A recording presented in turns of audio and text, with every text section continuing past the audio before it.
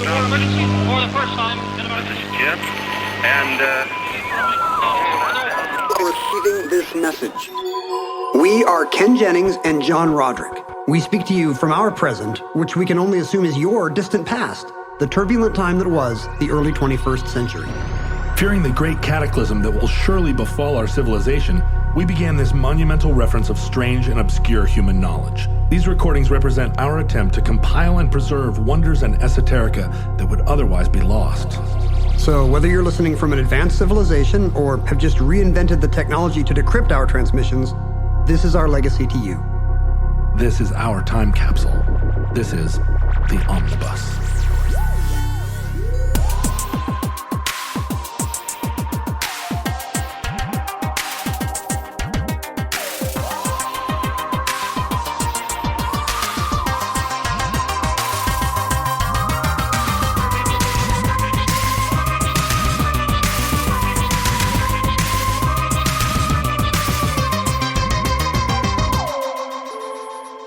You have accessed entry 759.JU0525, certificate number 34384.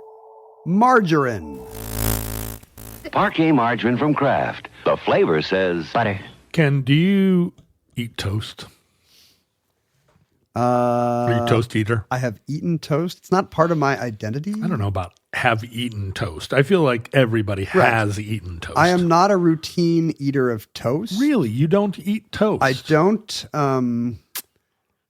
There's a lot going on here. Should we unpack this? I think Should the so. first hour of this show be me talking about my history with toast? I do want to hear about it. It is important. For one thing, I'm very picky. I like very light toast. Okay. Like if the toaster is starting to get it from like yellow to tan, I'm like, easy there. Oh, toaster. wait, even tan? You don't want to go all the way to tan? No. You want it just yellowed? And I know it's weird. Like I like it to be a little, like I want it to be hot and I want it to be a little crusty, crunchy on the outside. But still spongy. Yeah, but I want it to be bread. I don't want it to turn into a black cracker. Okay. But it Nobody, sounds like nobody's ever said Black Cracker? black cracker before. I feel like that is a killer band name. But who could gonna be get in away the with band? that? Yeah. It has to be the Family Stone, I think. And maybe, what's his name? Hootie? Oh, No, oh, too soon. maybe not. Why can't I think of his name? Darius Rucker. And also I don't eat breakfast that much. I love breakfast food, but I tend to eat it for other meals. I'd rather have it for lunch or dinner. I don't want carbs in the morning. It's kind of heavy. Would you send toast back because it was too toasted? Usually what I'll do, here's my move. I'd get an English muffin instead of the kind of breads they offer. Right. Because an English muffin is impossible to toast until it's like too toasted. Like the top might get a little bit crunchy, crispy. Yeah, But but it's still going to be spongy. The little nooks are like, they never tan up. So this is my unified theory of toast. Just order the English muffin, I guess. As a kid, I ate a lot of toast. I like honey better than jam. Okay. But if you got Pop-Tarts in the cupboard, why are you eating toast? I see. Nature has evolved the Pop-Tart. Now, if you're eating a sandwich, do you make sandwiches at home? I do. And that's a good point. Do you toast the bread on a sandwich? Yeah. You got to toast the bread on your sandwich. And that is just normal bread, or do you use like some kind of special sandwich bread? It's usually me ordering a sandwich and getting the one on toasted bread. Mm-hmm. But like we have a panini press, so you could do that. Yeah, the texture is just better if it's hot, I think. And maybe it's just childhood memories of like just a room temperature sandwich that's been sitting in your Battlestar Galactica lunchbox all day. Whether it's pretty wilty. Yeah, whether it's peanut butter or Oscar Mayer bologna or heaven help us egg salad that's been sitting in a cubby for Or peanut butter 4 and hours. honey, you know, the way the honey gets into the bread and it kind of crystallizes. Yeah, what happens there? The bread gets hard. I'm not sure why that is. Science. Yeah, science. Hook us up. So maybe I just have memories of a squishy raw sandwich that makes me think, no. Like, Toast this bunner. Yes, like a foodie like me would toast my bread. It's the fancier sandwich. It must be, but why? Because it took you an extra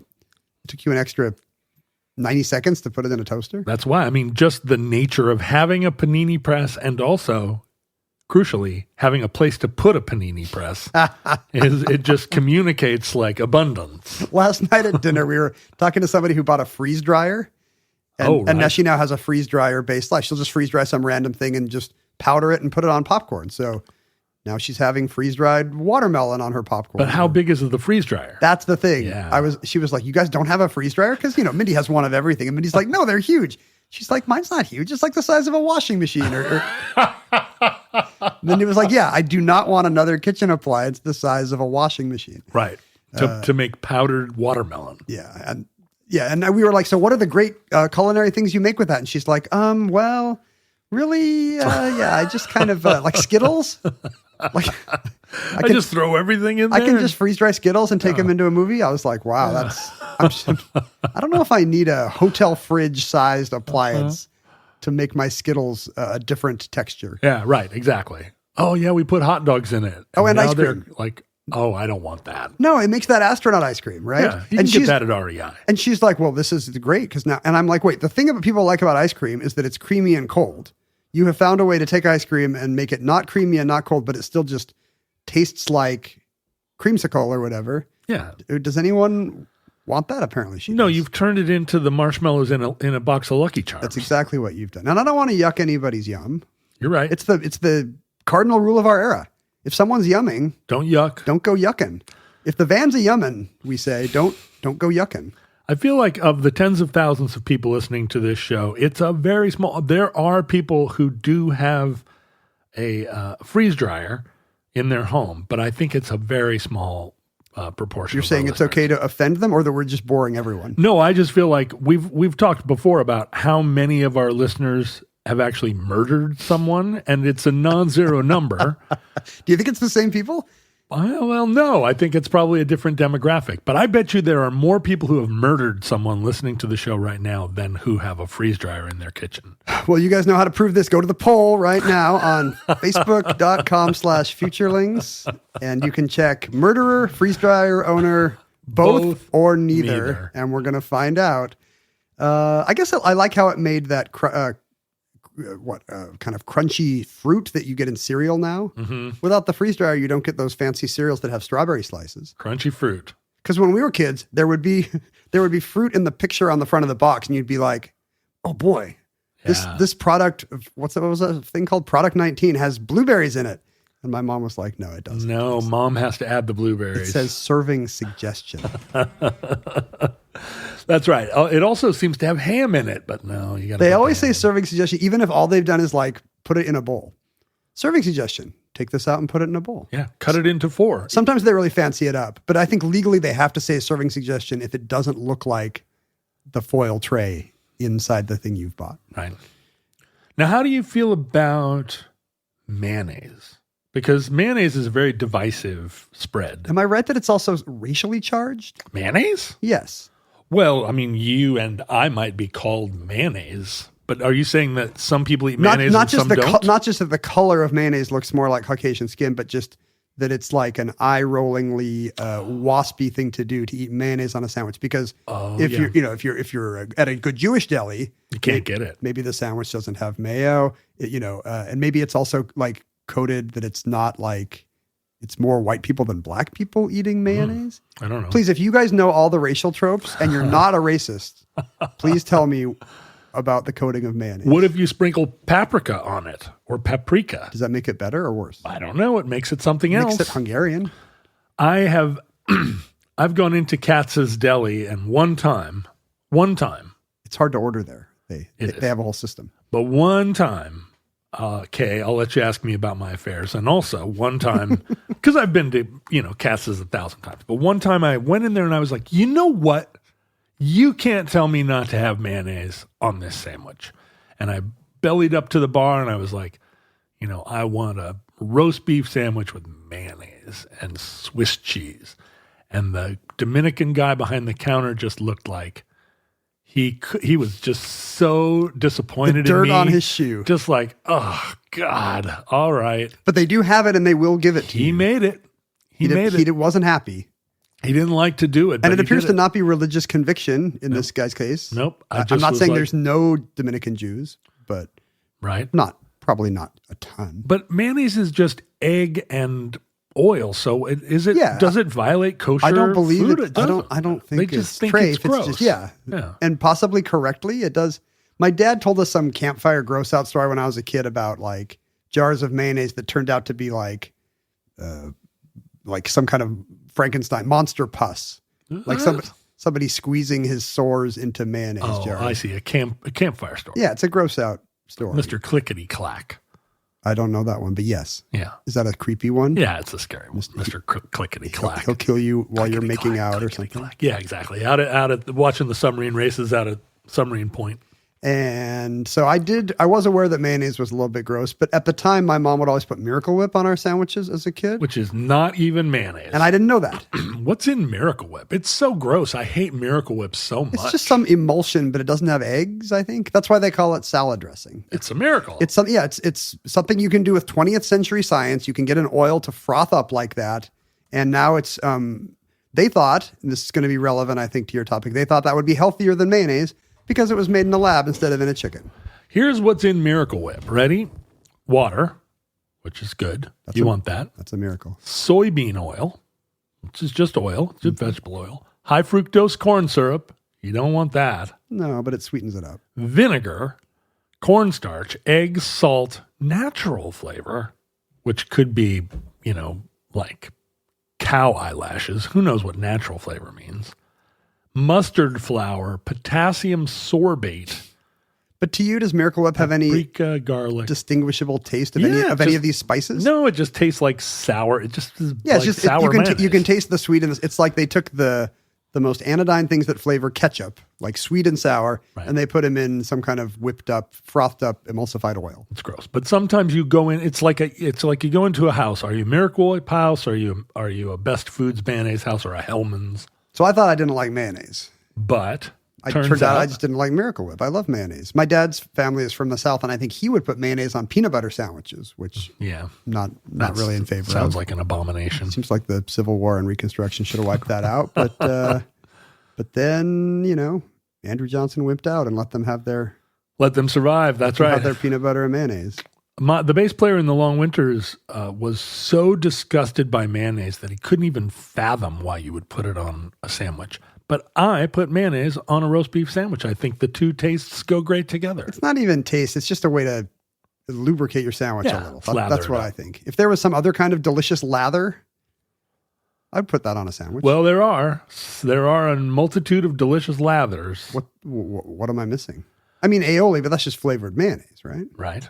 I suppose, tzatziki you could put on a sandwich if it was that's true. And that's more pita. That's more like yogurt based. Mm-hmm, yeah, I'd put a delicious Middle Eastern lather on a sandwich. Hummus is basically a kind of lather. I don't know. It's like a mortar. More of a mortar. Hummus is building material. That's right. It's construction equipment. That's right. That's how they made the Parthenon.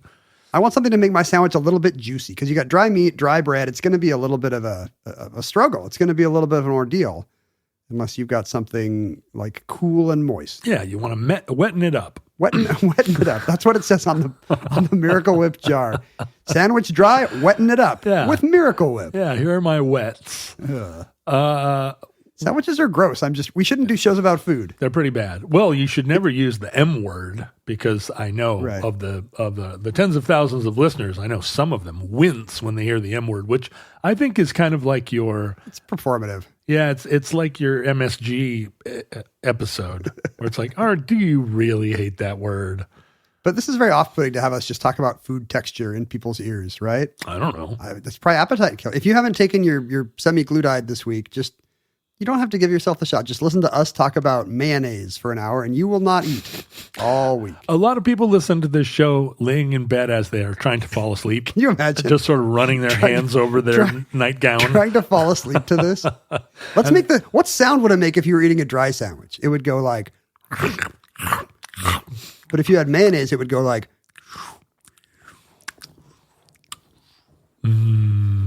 delicious. That's what you get for listening to this show. Now, how do you feel about butter on your toast, on your toasted sandwich, on your English muffin as a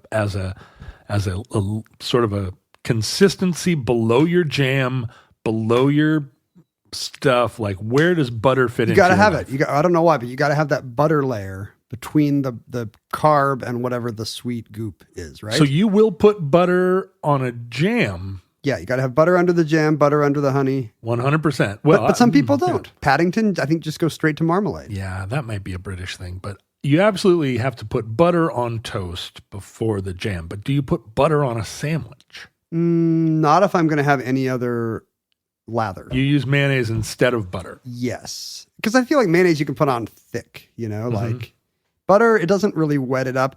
And when I was a kid, we always were getting the butter or substitute from the fridge.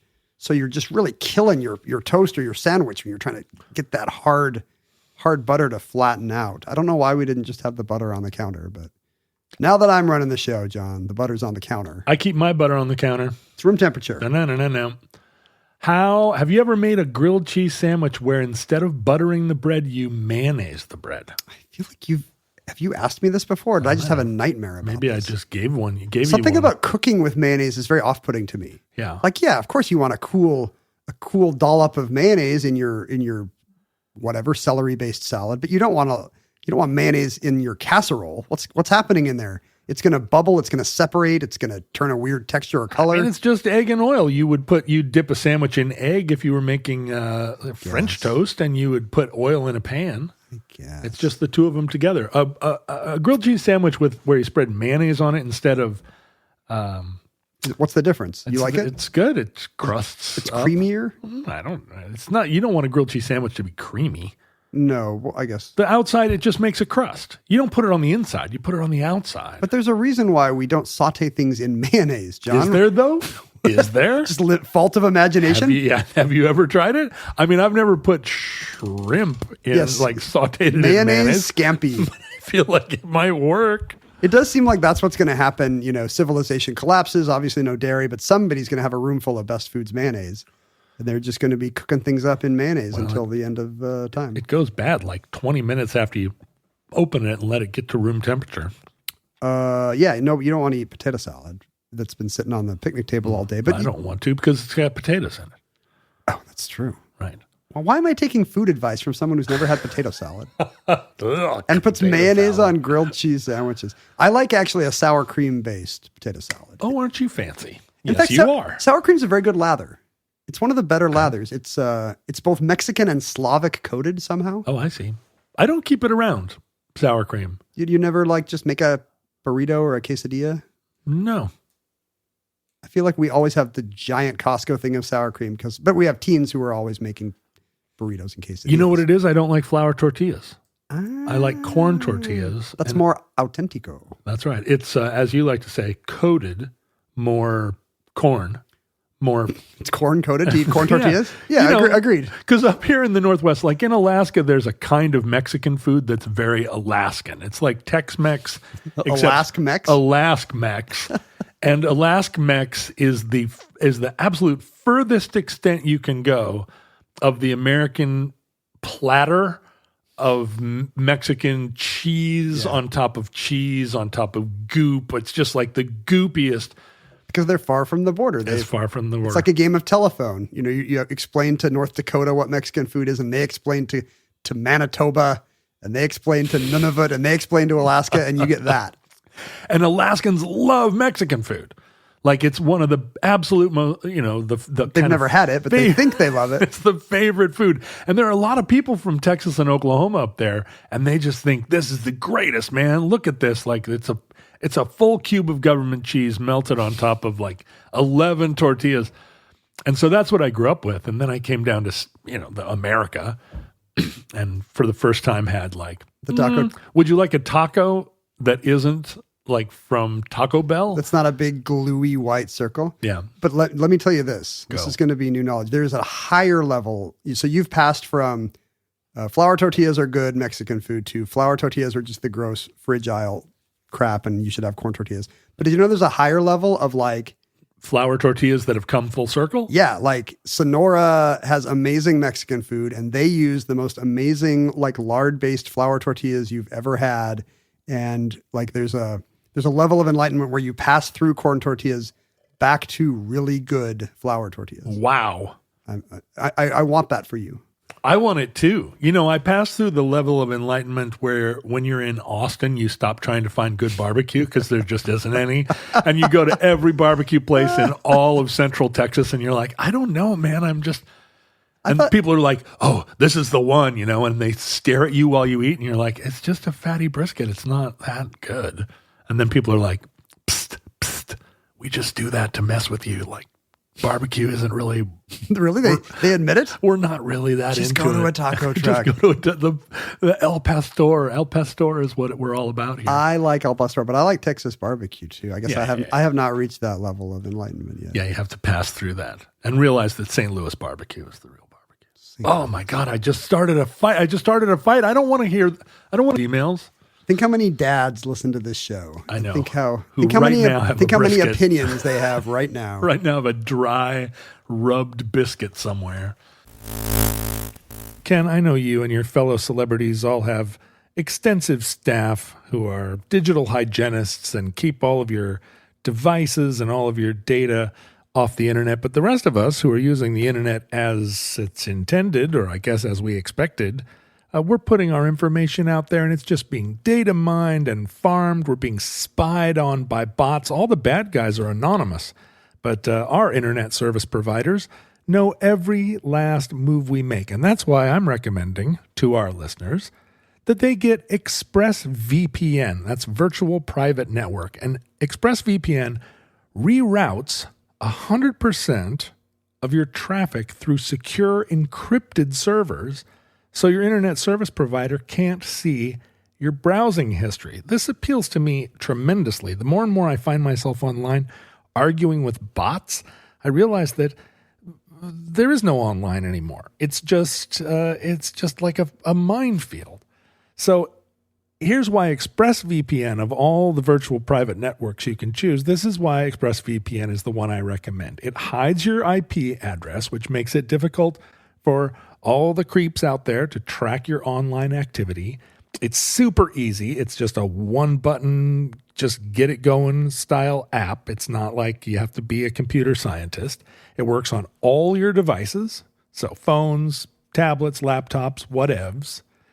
And it has an optional dedicated IP service that's engineered with innovative zero-knowledge design. Not even ExpressVPN can trace an IP address back to the user.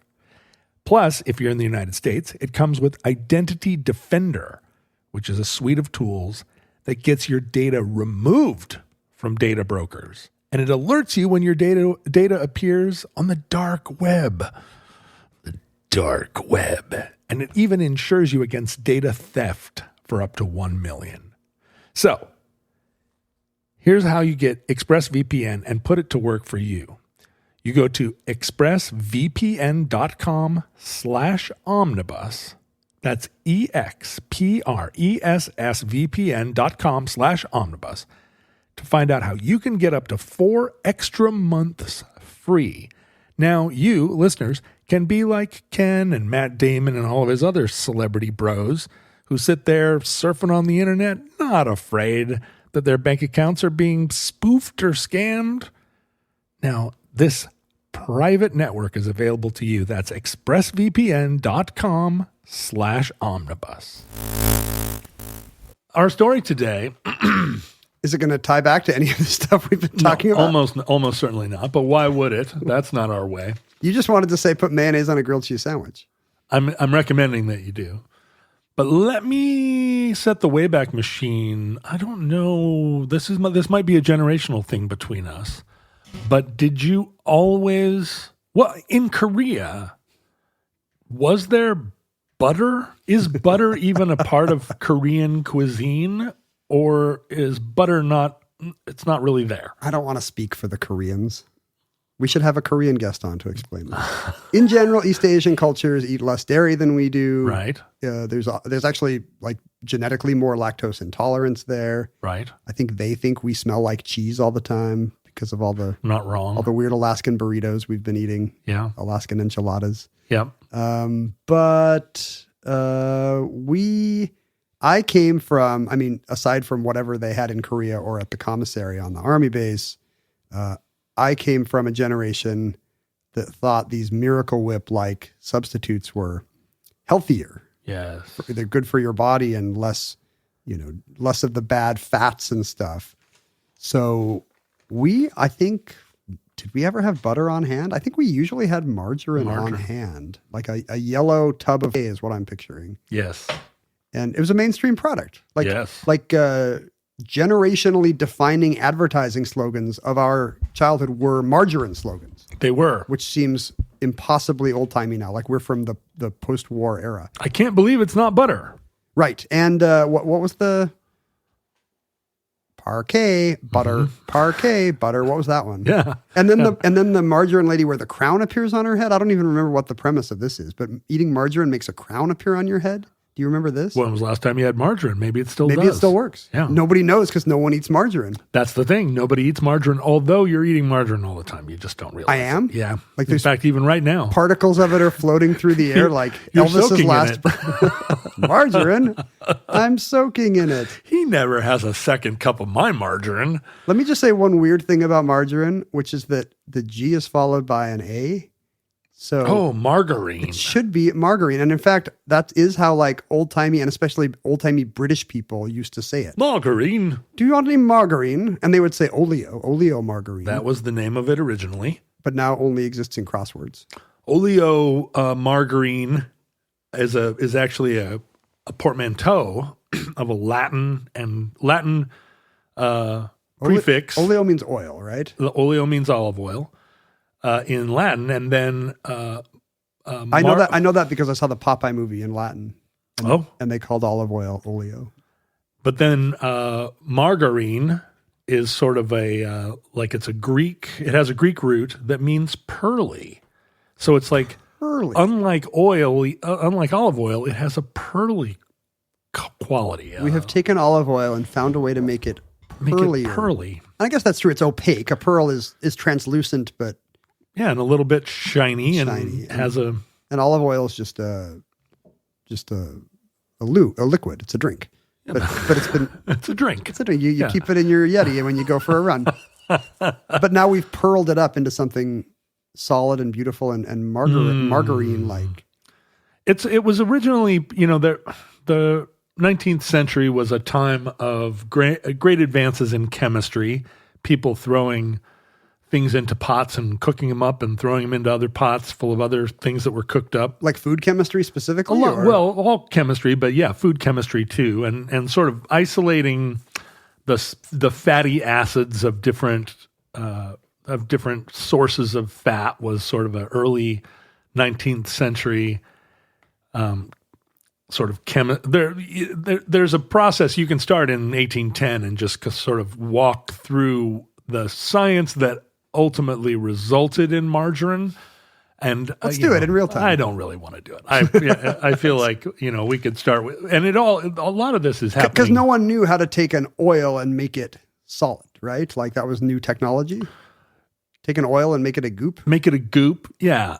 Right. I mean, I guess you could freeze it. But this was before we had freezers. I'm not putting frozen olive oil on my English muffin. You. But everybody wants oil. Everybody wants oil. And in France, like in Italy, in Greece, it never occurred to them to have any oil that wasn't olive oil. You've got the best oil right there, just coming off these trees. But in France, as we talked about in our sauce episode, they're working with sauce. They want butter. They're making butter sauce. Butter over here, butter over there. They have more cows than olive trees. It was very important to the French, and it's so important, in fact, that Napoleon III. Not Napoleon III, Napoleon III, like he's a Rocky movie. Napoleon III, Electric Boogaloo. Napoleon III, in the style of all the Napoleons, was interested in going to war, and he put out a challenge to his French oleo scientists and said, "Listen, we need a stable butter substitute." That we can feed the army and also poor people. This had probably been a problem in military campaigns for centuries. Butter is a staple you need, but it goes rancid. It goes rancid. Got it. And if you want butter, to continue to support your army as it marches to Russia, which Napoleon III wisely didn't do, but family, like a troubled family tale you don't talk about. But you would have to then be scrounging butter everywhere you went, and butter is, you might consider it a priceless commodity, as I do, but you can't feed a whole army on the butter you steal from some churning maiden. Think of all the churning it takes at the time to make butter. And so all of the top scientists of mid-century France set out looking for a way to make a fake butter. And the ingredient that they had on hand that seemed like almost a waste product was beef tallow. How do we turn beef tallow into butter? This was the fat they had a lot of that was shelf stable. That's right. Okay. That's right. And in 1869, a Frenchman with one of the greatest names you'll ever see, Hippolyte Miege Maurice. You said that 2 times and it had nothing in common with itself. Hippolyte Miege Maurice. Okay. Came up with he distilled beef tallow into what we would think of as margarine. Because I guess the problem there is you don't want it to taste like beef tallow, right? Right. He's trying to do things to it to get rid of the beefy taste but keep the fatty texture. You're not going to want to put beefy taste on a piece of bread and croissant. And then put whatever the French would put on top of it, red peppers or I don't know, cheese. So actually that sounds pretty good. So he's doing chemical things to it to make it more of a flavor neutral, white, creamy thing. And it didn't really take off. His 1869 patent didn't make him any money. And in 1871, he sold it to a Dutch company. And the Dutch popularized this new margarine. Oh, was it called margarine already? Mm-hmm. And it became kind of a staple in the Netherlands and then really took off in Germany. Lots of Europe, they like little tins of shelf-stable food, right? In France, they'll be like, let's get something fresh from the garden. In other parts of Europe, they'll be like... They're like, Napoleon. Some Napoleon is coming through here soon. We've pickled everything. And we want to put it all in a gunny sack and get out of here. Yeah. In fact, margarine became such a part of Dutch culture that it's the foundation of the company Unilever. Really? They're the ones that bought the margarine patent in the 1870s and took that margarine and then also soap. That means there's a margarine billionaire somewhere, right? Oh, yeah. More than one. Multiple, probably warring margarine billionaires. Margarine exploded. Margarine exploded. That's a terrible sentence. People loved it. In 1871, an American, because margarine was at first a European invention, but right away, 1871, Henry Bradley discovered a way or developed a way to make margarine from vegetable oil, cottonseed oil. Oh, so all the stuff that's happening in Europe is still beef-based? In the first few years, it's all like, hey, what do we do with all this beef tallow we've got lying around? So vegetarians are not like, hey, margarine. They had not invented vegetarianism yet. Okay. That was still on the horizon. But even the cottonseed veggie oil margarine. I guess I didn't know cottonseed oil was edible. Can you fry things in cottonseed oil? Things get really bad at McDonald's. I mean, that's interesting. Must have flavor problems. After you take the oil out of it, maybe you just keep squeezing it until it's all oil, no cotton. I'm not worried about big chunks of cotton.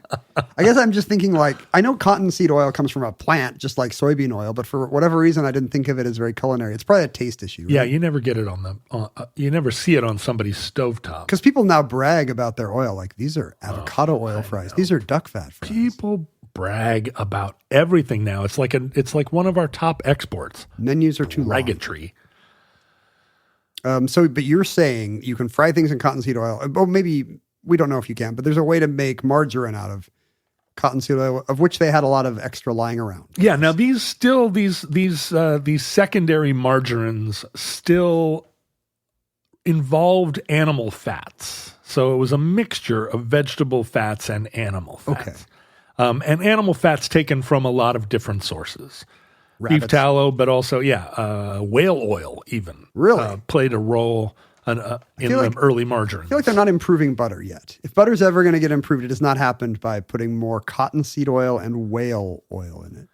You would think, but right away, American margarine became a very popular commodity in Europe, and soon after Henry Bradley made this this vegetable based or largely vegetable margarine, like margarine manufacturers sprung up all through the sort of middle America. Why? I guess it's cheaper. Is it like people can't afford butter, but they can afford this stuff? Cheaper, and people liked it.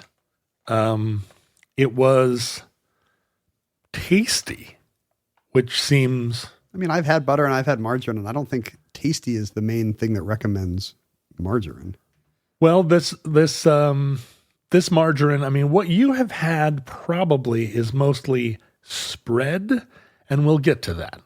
Oh, I haven't had real margarine. I've had spread. I mean, you may have had real margarine, but what happened was the butter manufacturers in America, located in the great state of, or centered in the great state of Wisconsin, right, were really threatened by the 37 new margarine manufacturers that were shipping margarine across the oceans and taking over the butter business.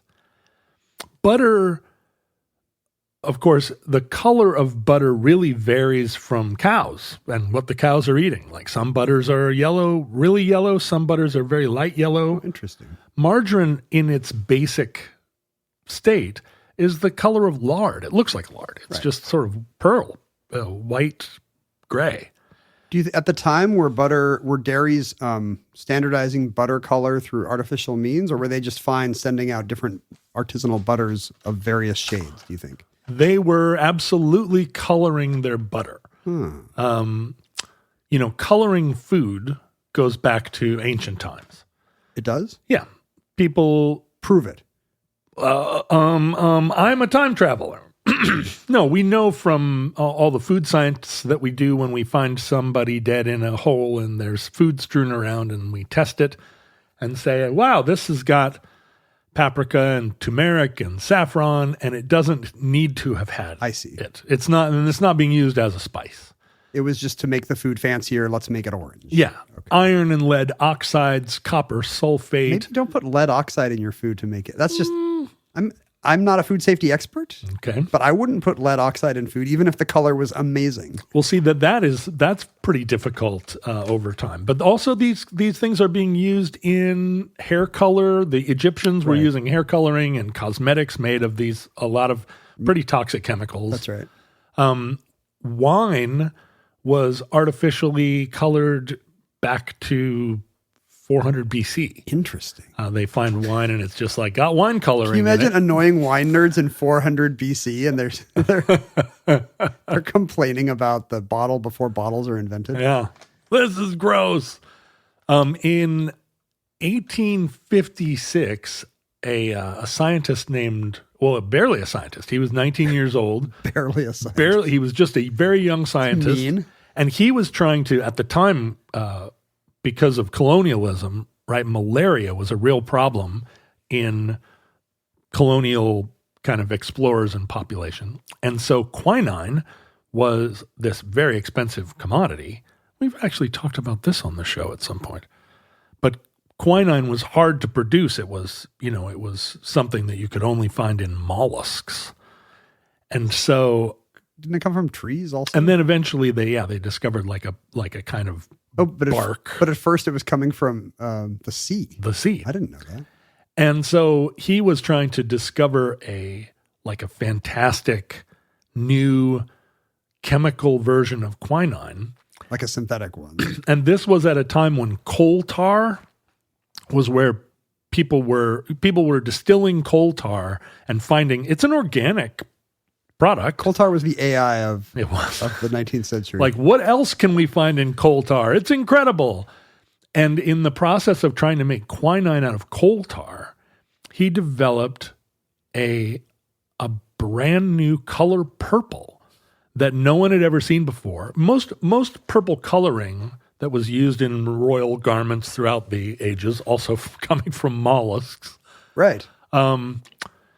It bleached easily in the sun. If you washed it, it washed out. It wasn't like... Oh, really? It wasn't really Because, stable. the reason why the Royals wore purple is, right, it was a very, very rare color, a rare Incredibly dye, hard. right? But it also wasn't very good, is what you're saying. Yeah. And all of a sudden, he invented he made this coal tar, and the story isn't clear whether or not he intentionally dipped some fabric in it or whether it's just his shirt cuff that dipped in it. And it was this incredible purple. And he tried to wash it out, and it wouldn't, like, no matter what he did, the color purple was totally bright and totally stable. And he invented basically a new dye, a new color called mauve. Oh. Originally he called it something like El Royale, or so, I should have written it down, what he did call it. But A Royale with cheese? he eventually called it mauve. Or mauve. What do you say? I think I say mauve. Okay, mauve. But then there's mauve. I don't think I've ever had to say it out loud. Well, there you go. But that color came as a result of this invention, and it was why Victorian clothes were all purple. It sparked this madness. Because it was the only synthetic dye. That's right.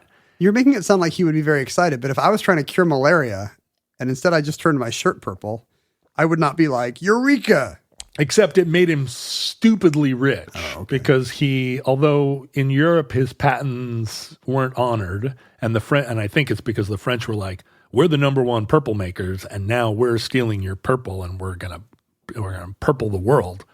But in England, in UK, his purple patents held up, and it made him rich. But right away, a lot of different characters realized, holy moly, we can somehow, through the chemistry of coal tar manipulation, we can use coal tar to invent all these new colors that never existed before. And so it was this explosion of color, which had formerly been, difficult to achieve. That's funny. Coal tar is probably not the most colorful goo. No, it's the color of coal. That's what I would have imagined. Initially. Or tar. Both. Yeah. Or both or neither. Take the two least colorful things you can think of, coal and tar. Combine them, but somehow you can make every dye from that stuff. Yeah, right. One of the companies that was founded based on this new technology was in 1870 in Germany, a company called Badische. You have to do it in German. Aniline und Soda Fabrik became BASF, the recording tape makers. And are you calling somebody? No, but I made the mistake of bringing up. Did you do an 8-bit song with your? Why is it did still you program playing? it in BASIC?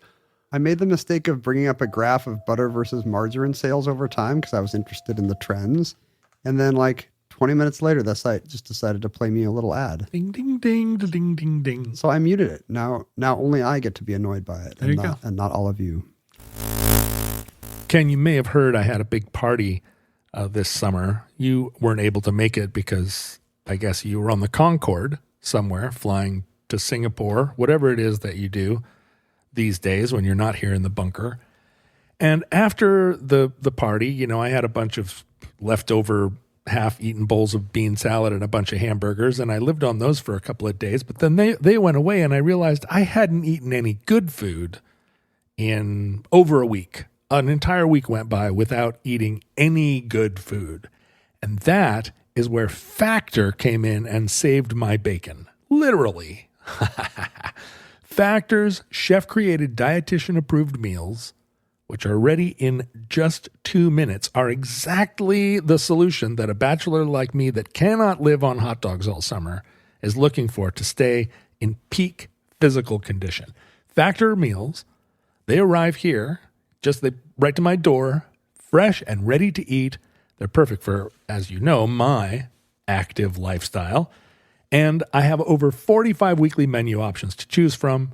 If I decided that I wanted to eat Calorie Smart or keto or Protein Plus or any other fancy way, I could choose those options. In fact, I just choose the tastiest and most radical options. And by radical, I mean that in a skateboarding sense of just like, yeah. But I'm totally down with Factor. They have guilt-free snacks and desserts that my kid likes to steal from me. They have full-on like premium offerings. I mean, I think their food is tremendous. So I want you to go to factormeals.com/ now here it gets tricky. This is a lot to put in. Factormeals.com/ omnibus50 off. Now the 50 part isn't in there. That's just me telling you how to say how to type in 50. So factormeals.com/ omnibus50 off, and then put in the code in the code box omnibus50 off to get, guess what, 50% off plus free shipping on your first box. That's omnibus50 off at factormeals.com/ omnibus50 off for 50% off plus free shipping. Thanks, Factor Meals, for keeping me slim and trim and giving me some good food options that aren't like 2-week-old corn. Factormeals.com/ omnibus50 off. Ken, I just rearranged my house. I bought a bed at some kind of like thrift mall, some 50s mid-mod bed, and I had it down in the garage for weeks. And I finally was like, listen, I've got a bed in the garage. I'm sleeping on a mattress, that's leaning up against a wall, which is, I have to say, uncomfortable. And so I got my daughter involved. We put the bed together. And then as I was, I wanted to like deluxify the whole experience. I got a new bed, my first night in the bed. I got my Miracle Made sheets from the cupboard, and I put my Miracle Made sheets on the new bed, pulled my sheets up under my nose, and I was just like, buck, buck, buck, buck, buck, just like a little hen in his nest. And I'm reminded, I like Miracle Made sheets so much, I got a second set. And they just, I don't know, they feel cleaner, they feel cooler when it's hot out, and I feel cooler knowing that they prevent up to 99.7% of bacterial growth. And another thing that's nice as a bachelor is you have to launder them 3 times less often. Although that's not to say to anybody listening that I don't launder my sheets absolutely on a normal cycle, just like a normal person would do. So the fact that they're self-cleaning, the fact that they're temperature regulating, and just the vibe of them, the luxuriously comfortable vibe of Miracle Made sheets, they were exactly what I wanted on my brand new bed. And now I'm like, I feel like such a ding dong that I didn't have this whole, I had all of the pieces. I had the pieces of a luxury life. They were just spread around. And I've consolidated them all together, and the cherry on top is my Miracle Made sheets. So here's the offer that you and I have to extend to our friends and futurelings, and that is to upgrade your sleep with Miracle Made sheets by going to trymiracle.com/omnibus. That's trymiracle, TRYMIRACLE.com/omnibus to try Miracle Made sheets today. And whether you're buying them for yourself or as a gift for a loved one, if you order today, you can save over 40%. So these are already affordable luxury sheets, and now you're getting them 40% off. So basically, it's like the same price as going to Target and buying some sheets that are made out of, I don't know what Target sheets are made out of. I sleep with Miracle Made sheets. How would I even know? So go to trymiracle.com/omnibus. Save over 40%. trymiracle.com/omnibus to treat yourself. Thank you, Miracle Made, for sponsoring this episode. Well, what happened then was all these brand new colors, people started adding them to everything. Food, of course, I hope they were safe. To jazz it up. Well, Ken, therein lies a tale. I hate to be the bearer of bad news, but they weren't all safe. Although coal tar, turns out, we find in a lot of food stories, coal tar in its many forms does appear to be, well, we eat it. We ate it. Our grandfathers ate it. What do you make out of coal tar? It doesn't seem edible. Well, you make a lot of things, including margarine. Huh. But we'll get to that. But the government recognized that this was dangerous pretty early. By 1881, the U.S. Department of Agriculture developed a Bureau of Chemistry whose whole project was, let's figure out how many of these things are actually how much of this is actually just arsenic. So that's just in response to this new generation of lab foods. Yeah. We have to start testing them. And they said, we have to decide which of these colors, these new colorations are going to be federally approved. And the first color that they approved were colors for butter and cheese. Is this because of the dairy lobby? Well, because butter and cheese was weird looking. Some of it was really yellow. Some of it was creepy. It was just the weirdest, gray, creepiest looking food. And the butter and cheese makers of Wisconsin wanted to dress it up a little bit. But because they were already using natural coloring, maybe, right? They had some kind of natural dye that could tint stuff. Well, this is like the era where production turns to mass production. So you're not just buying cheese and butter from your neighbor. I see. You're starting to get cheese and butter that are widely distributed. And so variations in color that's no longer a thing. You want standardized stuff. And so the excitement of coal tar yellow number 5, was being exploited by butter and cheesers. They always have those numbers, huh? Yeah, well, that comes later too. Oh, okay. But margarine yahoos, these new margarine yahoos, The Dutch? were and then the Americans, when they started to take over the margarine business, Cottonseed oil. they were throwing this butter color in there, and the dairy makers really freaked out. They're pretending that this is butter, but it's not. It's terrible for you. It's like a fake. It's got animal fat in it still, and it's this butcher shop stuff that's from the floor of the abattoir. But this is kind of a fraud because the butter people actually are making white, uncolored butter too? Totally a fraud, but they make so much noise that the government passes, or not the government in Wisconsin first, and then it spreads to other states.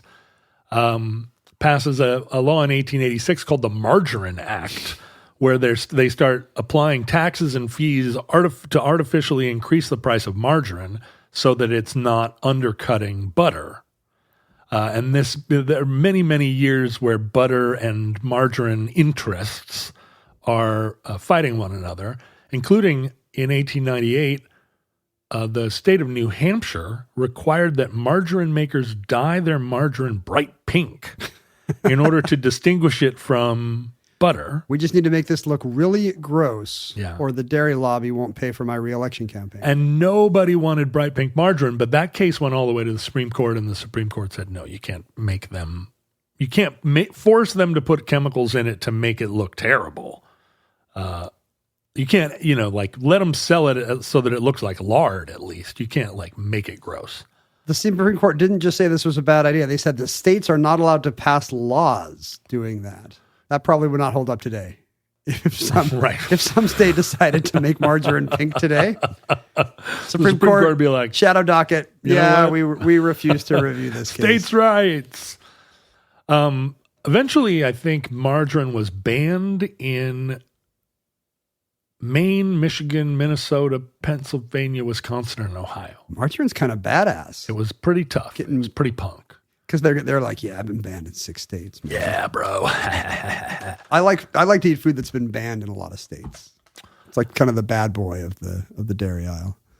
By 1900, a lot of food, drugs, and cosmetics had all kinds of chemical additives, not just for color, but for shelf stability, and a lot of that stuff was carcinogenic. Oh.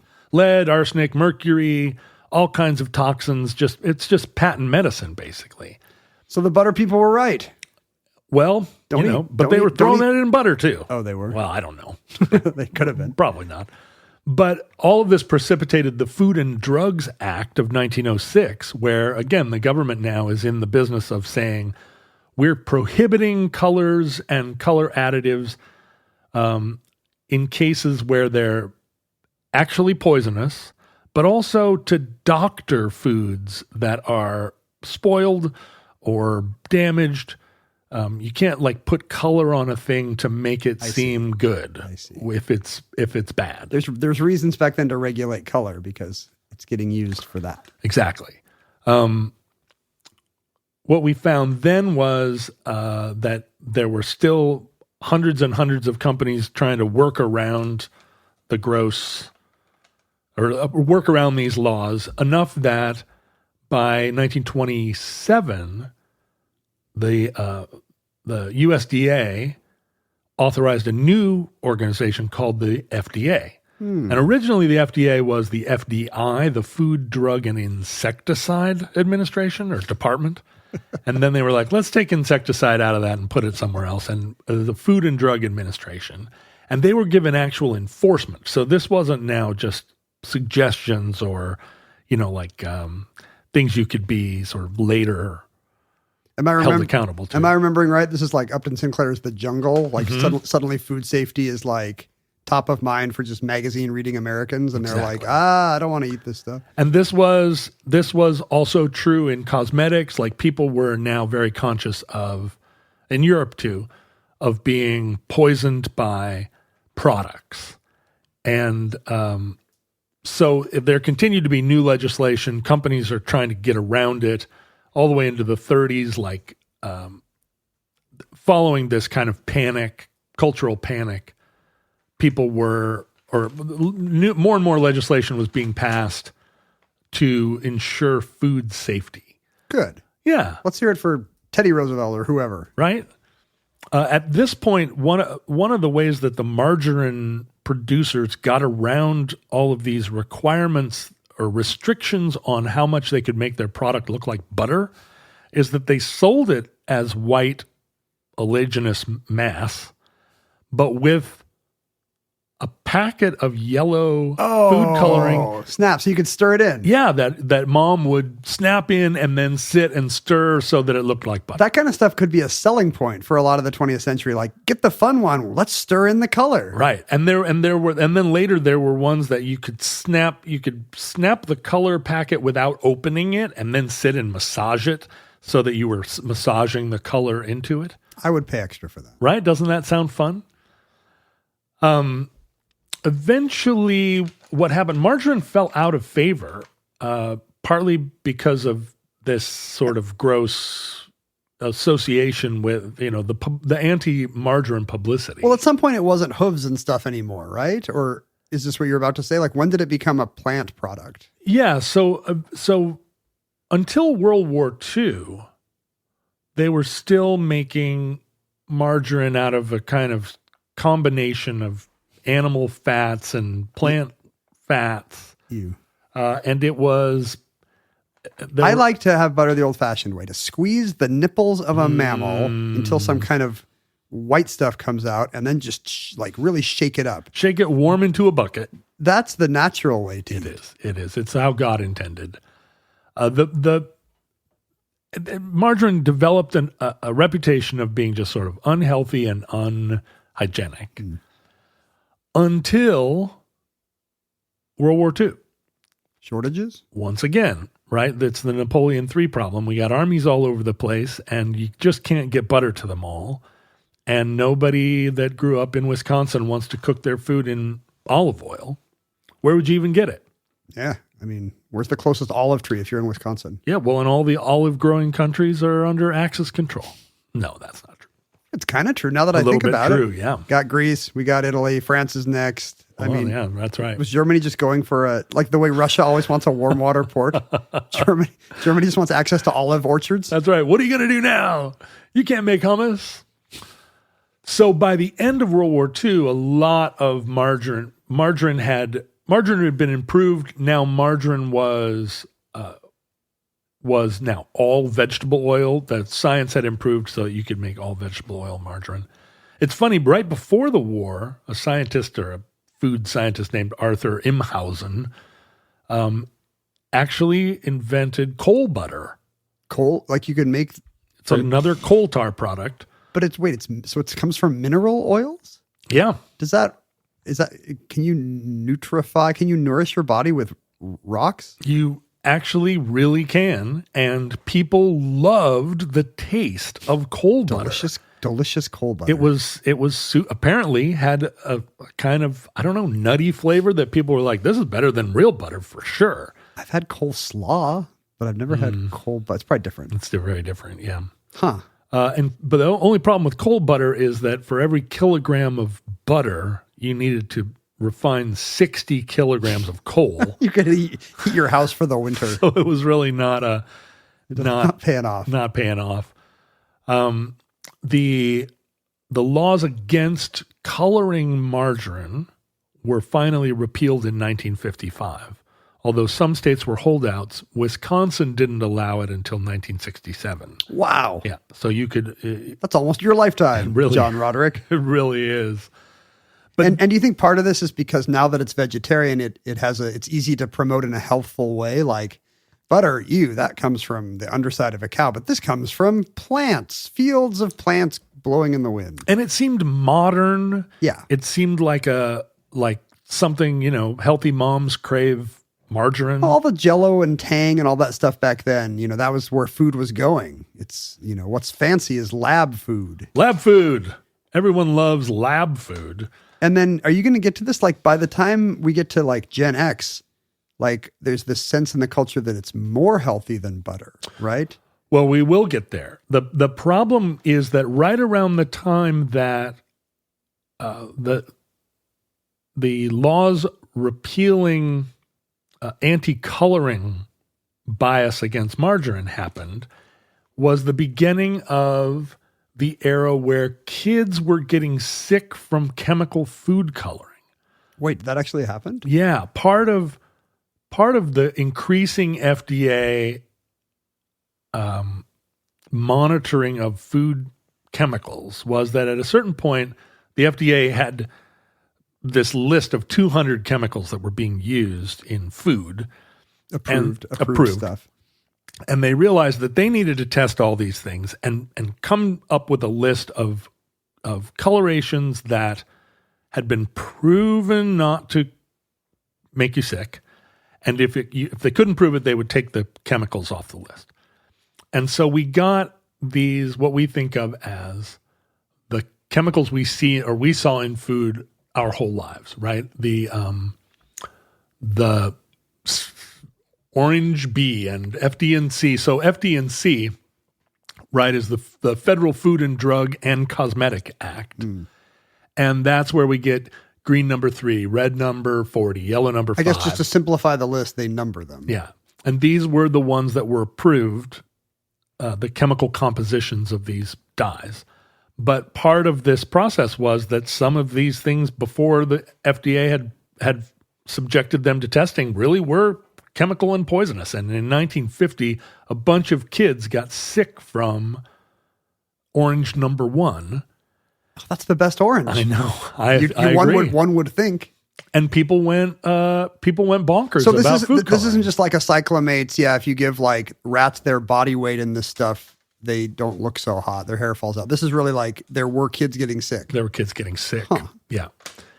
Because there's a 70s era one of these, right? Red number 2? Red number 5? Yeah, red dye number 2. Red right? number 2, red I dye think. Yeah.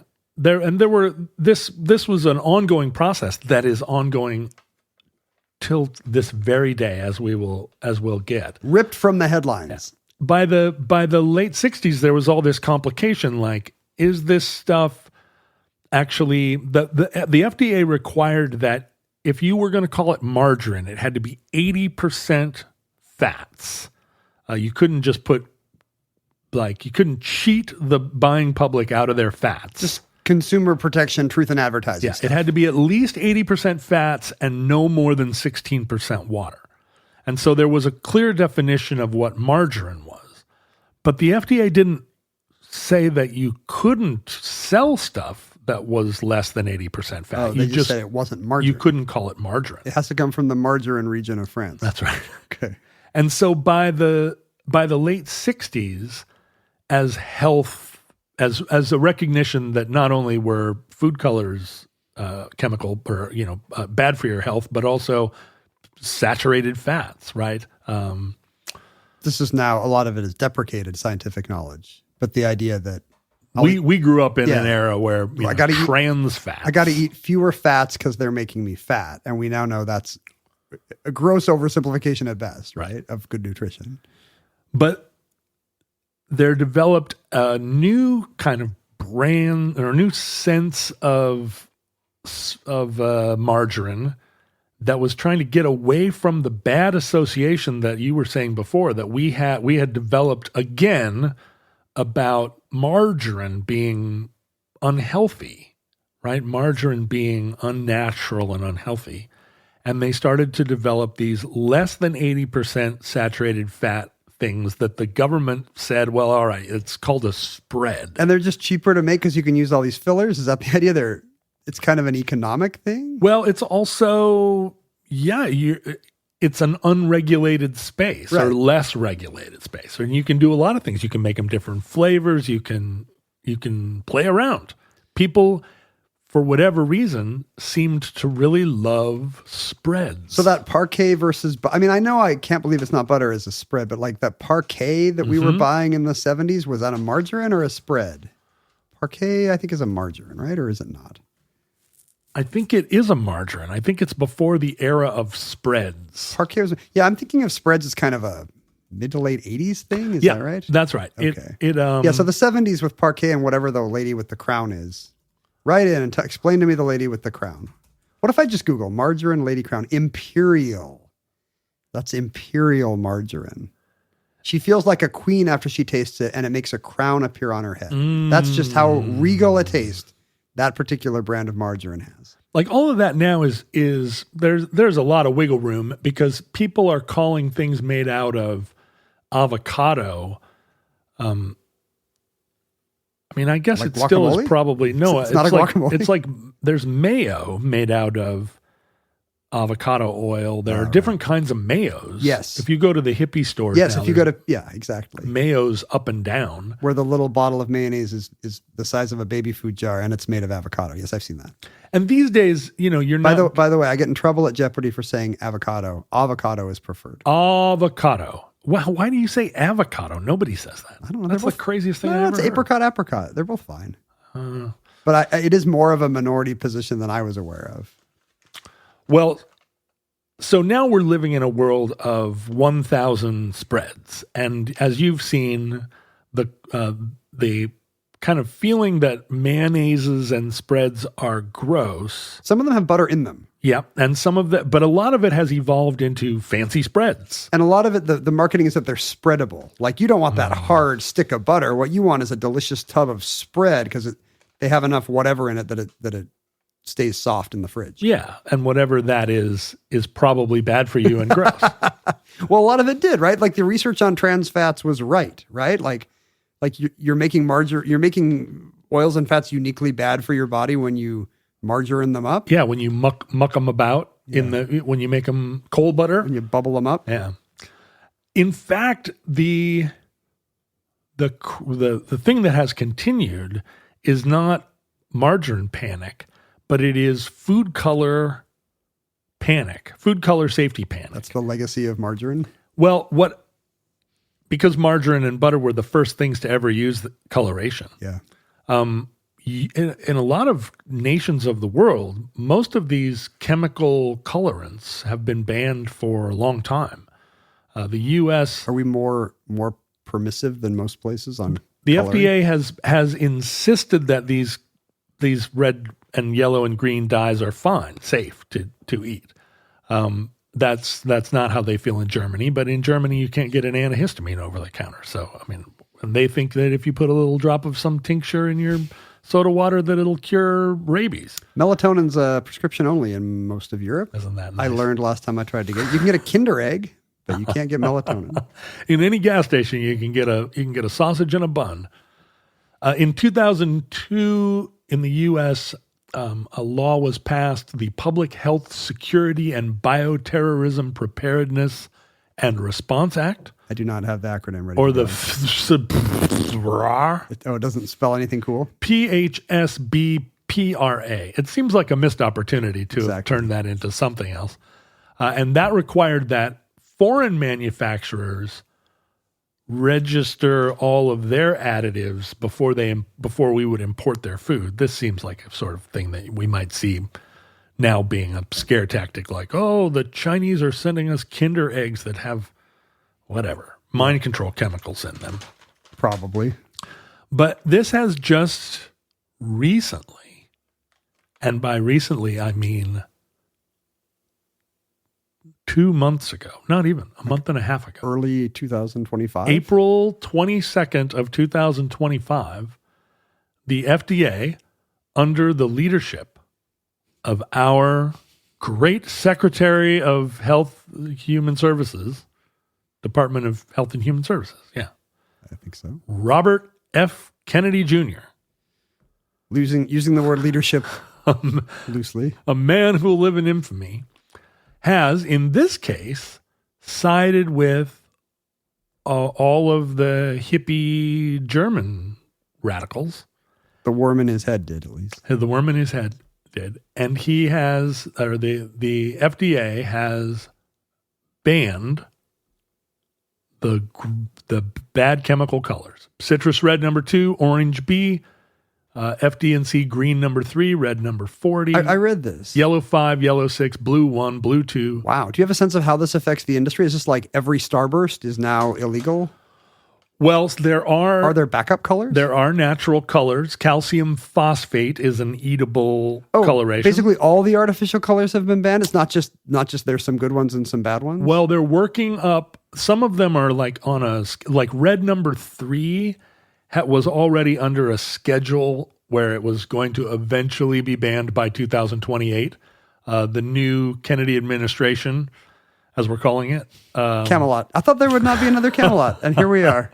They're encouraging red number 3 to be removed from circulation Sooner. prior to 2028, which really isn't that far away. I mean, anymore. I'm generally worried about food additives, I guess, in a hypothetical way, but the fact that the guy who wants to get rid of the fluoride from the water also wants to ban these makes me think maybe is it overhyped? Well, this is the thing. This is the enemy of your enemy your friend? Can Robert F. Kennedy be right 2 times a day? A stopped Kennedy. Well, would you... If he's not on a bridge at Chappaquiddick, is right twice a day. Would you eat a Starburst that was colored with butterfly pea flower? I mean, I think you would. If I was not told that. No. What about gardenia blue or Galdieria blue? Are they vaguely yellow? I'm sure there's all kinds of kind of sketchy little companies that are loving this stuff because they'll seize the power back from the big ConAgras that were making the blue goop. It's very hard to know all of the, I think, for me at least, very hard to know all the chemical processing that goes into turning gardenias into Starburst color. I can't imagine. It's going to be. I'm glad it's not my problem. Like if you sat me down at a desk and told me to turn a gardenia into a Starburst, I couldn't do it. You'd have to use your wizardry. I'd go home early. The funny thing about it is that most of the super anti food coloration, the people that really talk about how deadly red dye number 3 is, are kind of, they coalesce under the environmental working group. And they're really, I don't think they're anti-vax, but they're the concerned moms against blue. Well, that's the thing. Blue. It used to be coded so smart to be like, I don't think there should be lead in paint and gasoline. And now every time somebody's like, I don't think these chemicals should be in our kids, I'm like, oh no. Oh no, maybe they should. We're going to get measles. The problem is that all those like fact testing websites like Quackwatch and Skeptoid and all of the other ones that I follow religiously because they're like, that's dumb. Those are dumb. That's dumb also. They kind of give the environmental working group and all of the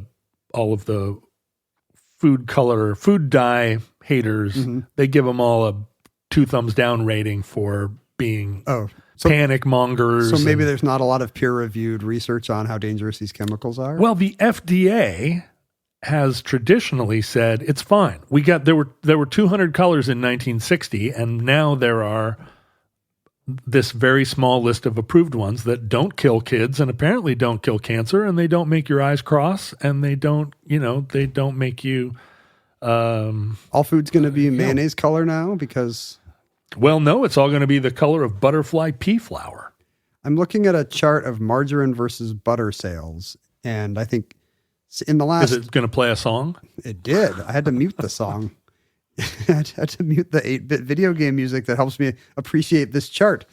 In the last, I don't know, let's say 30 years, as people started to realize, wait a second, artificial foods are not necessarily better, and the new discoveries about trans fats, margarine sales have just plummeted in the U.S., while butter sales have been pretty steady. Like margarine sales are now, the average American ate 7 pounds of margarine per year in the era of Full House and Family Matters.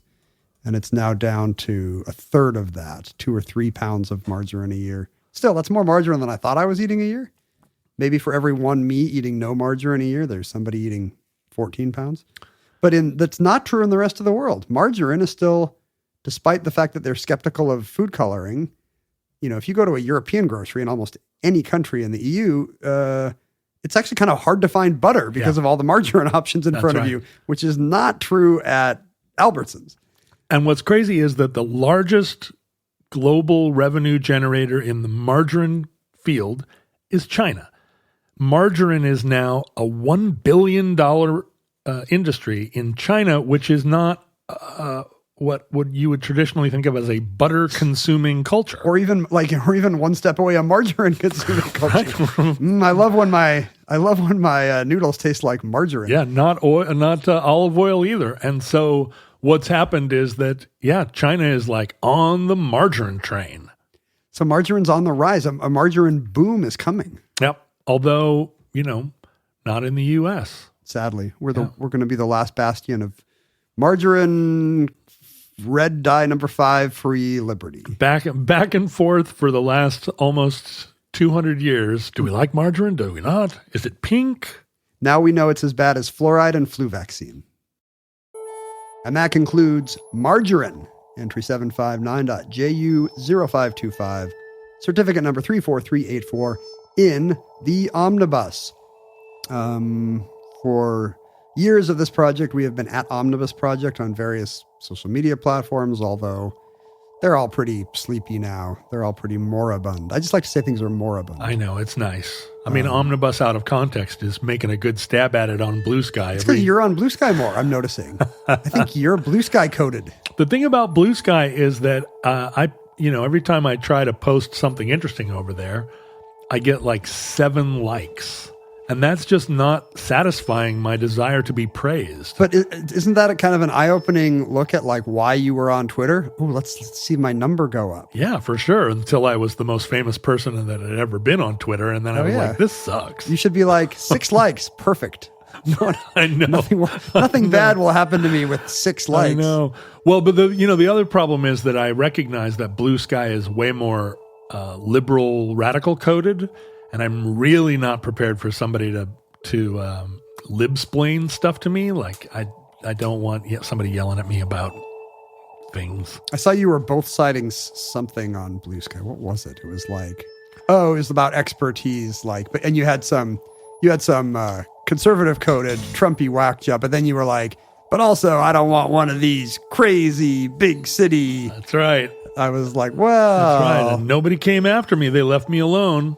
Now they will, now that I've outed you. Yeah, don't out me. But yeah, apparently we're on Blue Sky. I don't know why. At Ken Jennings, at John Roderick. Yeah, you're doing like funny things on Blue Sky. You're like actually getting your personality out there through your Jeopardy filters. Well, the numbers were all inflated. All those people who we thought were liking us on Twitter, they were all bots.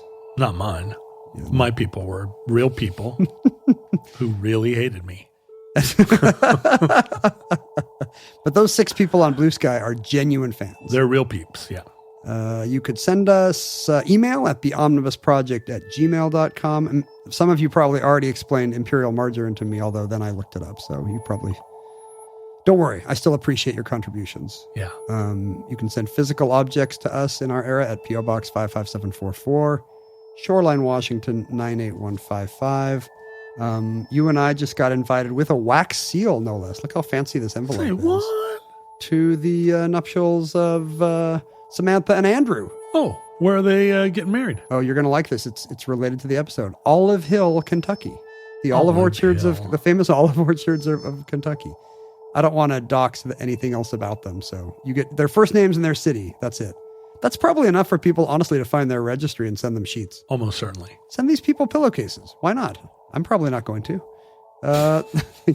Thank you, Samantha and Andrew, whichever of you is the fan. And one member of that couple is like, you're sending an invitation to that podcast you make me listen to. So I apologize to whoever that is, possibly Samantha. But congratulations to you two. I hope it's a happy day for you in October. Let's see. We also got this, which I thought was a letter to me. I was opening up a bunch of stuff to sign. And this was it says to mostly John, sorry, Ken. Jeez. Neil says, in the mid-'80s, I lived in Texas. Once or twice, a friend took me to air shows conducted by the Confederate Air Force. Oh, yeah. They don't exist anymore. They are now called... I don't know. What are the Confederate... They changed their name because they didn't like that anymore. I feel like they can change it back now. What if as of 2025, they are again proudly the Confederate Air Force? I mean, it was always meant to be funny, I think. Now they're called the Commemorative Air Force. They wanted to keep the acronym. The idea being, lol, Yeah. the Confederates never had an Air Force. You can tell it's a gag. All members were assigned the rank of colonel. Their rallying cry was Semper Mint Julep, and they would just do air shows. You could go, watch old planes fly around. But they had really cool planes. Like they had. Well, anyway, we'll keep reading the letter. Well, you're going to enjoy this. Circa 1992, my friend mailed me the enclosed patch. He planned to sew it on a jacket. It never happened, so it's still sitting in his old G.I. Joe footlocker next to his William Shatner patch. He thought that you, of all people, would enjoy a CAF commemorative Air Force patch. And he's decided he's actually going to get on with the Shatner patch. He's going to put the Shatner patch on his jacket after decades of having it sit in his locker. But check this out. The Ghost Squadron, that was not great, of the Confederate Air Force. Am I allowed to wear this? No. I'm not, right? It says Confederate Air Force. No, you're a good centrist, so you just have to have some, some coexist sticker on the other shoulder. Yankee Air Force? Yeah. Did you see the map of America, the different eras or the different areas of the United States, what they think Yankee means? No. In all of the West and all of the South, it just means someone from the North. And then in the Midwest, it means someone from the East. And then in New York, New Jersey, and Pennsylvania, it means someone from New England. New England. And then everybody in New England, it means someone in Vermont. So it's always receding northward. Yeah, and then in Vermont, it means someone who puts jam on their pancakes. Well, the funny thing is, the bottom level is in the rest of the world, it's all of America. Yeah, that's what it was. It's only within America that it's like that New Yorker cover. Right, we're all Yankees to everybody else. That's right. We're the only ones who are gatekeeping Yankee. But here in Washington, when you think Yankee, you think the East Coast. I feel like we seem to be irrelevant to that. Right? Oh, no, wait. I guess do we think of ourselves as Yankees because we're not the South? I don't know. I don't know either. In the same way that rural Washington thinks of itself as being part of the Confederacy, do the blue parts of Washington think of ourselves as being part of the North? I don't know. I think. I thought we were Cascadia and the West above all. Oh, now we are. I feel like now, Yankee is that's something for them to worry about. Out here, we're a whole different. We're too chill for such. Yeah, our next governor is going to be an orca. Yeah, exactly. Vote orca. And what did I not do? The Futurelings can be found online if you want to find like-minded listeners. There's a Facebook group. There's a subreddit. There's a Discord. There's all the things. And the best way to support Omnibus is not to dick around on Facebook, although many people think it is. Don't dick around do dick around on Facebook after you go to patreon.com, probably 30 years after you go to, because Facebook's very old now, but decades before you wind up on Facebook, you should be on patreon.com/Omnibus Project, reviewing just the kinds of lifestyle enhancements that could come to you if you were to make a small contribution to the Omnibus Project. What are some of those benefits, Ken? Almost 70 free new shows you've never heard will just appear in your feed at once. How do you feel about those additional shows, those addenda shows? Are you proud of those? I think they're fun for you because you don't have to prep them. Hey, you just get to sit here and mouth off. I have to go through the mailbag. So it's annoying for me for a day You're a mailbag. to prepare the addenda shows, and then fun for like an hour and a half to record them. But they're good. They must be fun because they just keep getting longer. We have a good old time. At some point, we're going to do an 8-hour addenda show. Well, the thing is, people keep writing us letters. It's gotten to the point where we will finish an addenda show and realize we can split it up into 2 straight months because we just recorded a 2-hour addenda show. That actually was a great innovation. That happened. It's happened once or twice. Just once, I think. But it was good because it turned out we were traveling too much to record another addenda show. Yeah. And you were like, wait a minute, this is 2 hours long. We have over 2 hours in the can. And there's early ad-free access to the shows. You and I have started to put more stuff in the photo feed on patreon.com, just us clowning around or finding omnibus subjects in the wild. That's pretty fun. You know, people have always done that within the FutureLink community. Like, look, I saw a mail truck that looks like a hot rod. But lately, Ken and I have been sending texts back and forth to one another like, you're not going to believe this park bench I saw. And you're giving away that we have an upcoming show about park benches. Oh, sorry. But see if you can guess. What is the subject of the upcoming omnibus entry about park benches? Is it Forrest Gump? Is it hobos? Is it what could it be? It making out? Is it your parents making out on a park bench? Is it skateboarding? Is it skateboarding? It could be. Is it your parents making out on a skateboard? It could also be. I mean, people now are there are people who are in their 30s and 40s whose parents might have met making out on a skateboard. Your parents could have subscribed to Thrasher magazine. That's the age we're in. Unless they, really wiped out hard and weren't able to have children. Oh, harsh toke, bro. So patreon.com/omnibus project. If you've thought about doing it, just go right now and check it out. I think you might be tempted. Thank you to all of our Patreon donors for supporting the omnibus. FutureLinks, from our vantage point in your distant past, we have no idea how long our civilization survived.